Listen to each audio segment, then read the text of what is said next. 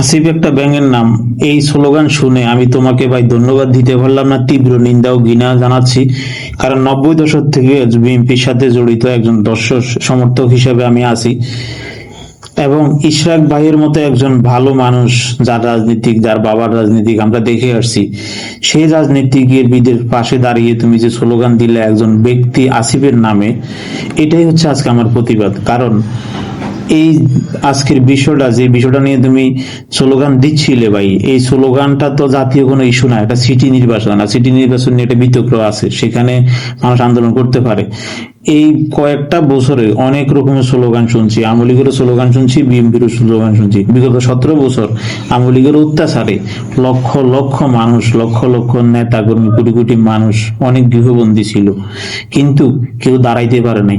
কিন্তু আজকে একটা নরম জায়গা পাইয়ে তুমি যেভাবে কথার মাধ্যমে আঘাত করতেছো, তোমার কাছ থেকে এই স্লোগানে বিএনপি যারা সৎকর্মী, যারা বিএনপিকে ভালোবেসে 17 বছর ধরে রাখছে, আমি মনে করি সবাই তীব্র নিন্দা ও প্রতিবাদ জানাবে। কারণ তুমি যদি কোনো জাতীয় ইস্যু নিয়ে আসতে, সারা দেশের জন্য শিল্প কল কারখানা থেকে শুরু করি অনেক কিছু ছিল, কোনো ইস্যুতেই এরকম স্লোগান দিয়ে কেউ দাঁড়াইতে পারে নাই। কিন্তু এখন আসিফের মতো ব্যক্তির বিরুদ্ধে তুমি যেভাবে লাফাইয়া ফালাইয়া ব্যঙ্গ করে কথা বলছো, এরকম কথা বলার সাহস তো কখনো দেখলাম না। আর আসিফরা এখানে কেন আসবে? এর আগে তুমি ভাই কোথায় ছিলা? আসিফদেরকে কে আনছে? আসিফদেরকে তো আমরাই সহযোগিতা করে আনার এখানে সুযোগ করে দিছি, তাদেরকে সংসদে যাওয়ার সুযোগ করে দিছি। তাহলে একজন ব্যক্তির বিরুদ্ধে এইভাবে ব্যঙ্গ করে কথা বলে তুমি কি শিক্ষা দিচ্ছ? তোমার জুনিয়র কর্মী তোমার কাছ থেকে কি শিখবে?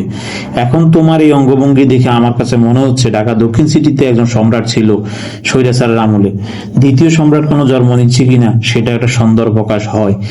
আমি মহামান্য আমাদের মহান নেতা তারেক রহমান এবং আমাদের জাতীয়তাবাদী দলের সিনিয়র নেতৃবৃন্দর প্রতি সম্মান রেখে অনুরোধ করব যে এই ধরনের স্লোগান ও এই ধরনের উত্তেজিত ঘটনাকে বিএনপি দলকে, কর্মীদেরকে ব্যতীত করছে। আপনারা কমেন্টগুলো পড়েন না, আপনারা খবরগুলো দেখেন না, আপনারা নিউজগুলো দেখেন না। ফেসবুক, সোশ্যাল মিডিয়া বর্তমান চ্যানেলের গুলা চাইতে অনেক এগিয়ে।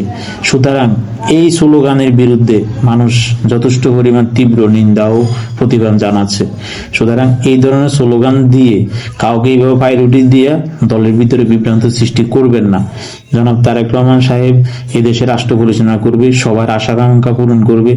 আপম জনতার এটা আশা ছিল এবং আছে এবং থাকবে। বিএনপি সর্বদিক দিয়ে এগিয়ে আছে, কিন্তু তার মানে এই নয় যে এরকম কিছু কিছু মানুষের অঙ্গভঙ্গি বা কথাবার্তায় মানুষকে আঘাত করবে।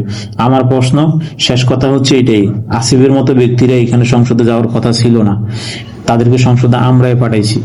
এখন নির্বাচন দেওয়া পর্যন্ত তাদের দায়িত্ব পালন করাতে তাদের ভুল ত্রুটি থাকতেই পারে। সেজন্য একজন ব্যক্তিকে আক্রমণ করে কথা বলার কারণে আমি তীব্র নিন্দা ও প্রতিবাদ জানালাম একজন বিএনপি সমর্থক হিসেবে। যদি আমার কথাগুলো কারো মনে কষ্ট আসে, তা আমার কিছু করার নাই, কারণ আমি বাছা মরা আল্লাহর হাতে। অনেক কিছু দেখেছি গত 17 বছরে, আর দেখতে চাই না নতুন কিছু।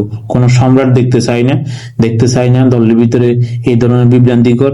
কারণ অন্য দলের লোকেরা আমাদের সামনে যখন দাঁড়ায় গালি দেয়, তখন সেটা তারেক রহমান শুনে না, সেটা রুহুল কবির রিজভী সাহেব শুনে না, সেটা মির্জা ফখরুল সাহেব শুনে না, সেটা সাধারণ মানুষ, সাধারণ কর্মীরা শুনে, তারা মুখ ফিরাইয়া নেয়।